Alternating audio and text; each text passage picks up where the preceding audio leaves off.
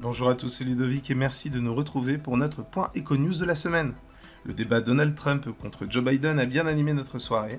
The fact is that everything he's saying so far is simply a lie.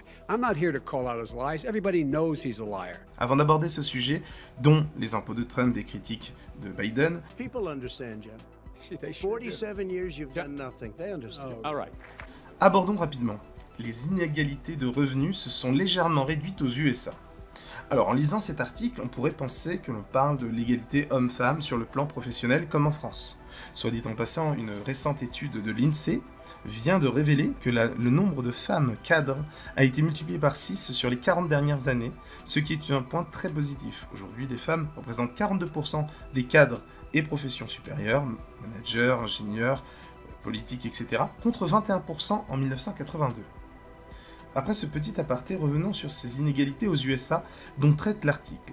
Eh bien non, on ne parle pas de cette parité homme-femme, mais bien au contraire de l'aspect racial. Alors, le début de l'article traite du fait que 10% des familles les plus riches détiennent 71% du patrimoine familial, aucune surprise là-dessus. En revanche, ce qui surprend, voire peut choquer, c'est la suite de cet article, qui parle que les revenus moyens sont en hausse de 3,1% entre 2016 et 2019. Bien entendu, ces relevés sont pré-Covid. On apprend que la valeur nette médiane est en hausse de 33% pour les familles noires et 65% pour les familles hispaniques, comparativement à une hausse de 3% dans la médiane pour les familles blanches. Ce que l'on apprend, c'est que la Fed aux USA classe par race les hausses et baisses des salaires. Mais c'est pas tout.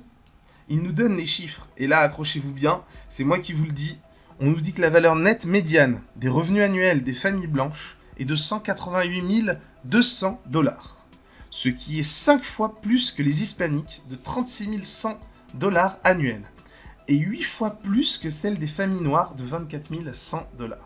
Alors je trouve que de faire une séparation par race est choquant, mais la différence de revenus est carrément hallucinante. Voilà, petit mot sur le débat Donald Trump-Joe Biden. He does not have a plan. He doesn't have a plan. And the fact is, this man doesn't know what he's talking about. You could never have done the job that we did. You don't have it in your blood. You could have never done that job. And a lot more are going to die unless he gets a lot smarter, a lot quicker. So- Mr. President? Did you use the word smart?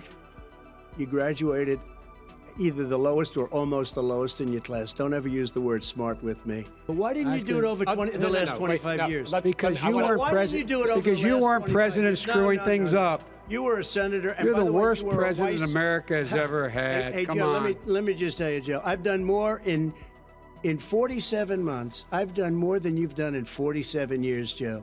Quant à moi, je vous dis merci de nous avoir suivis et à la semaine prochaine.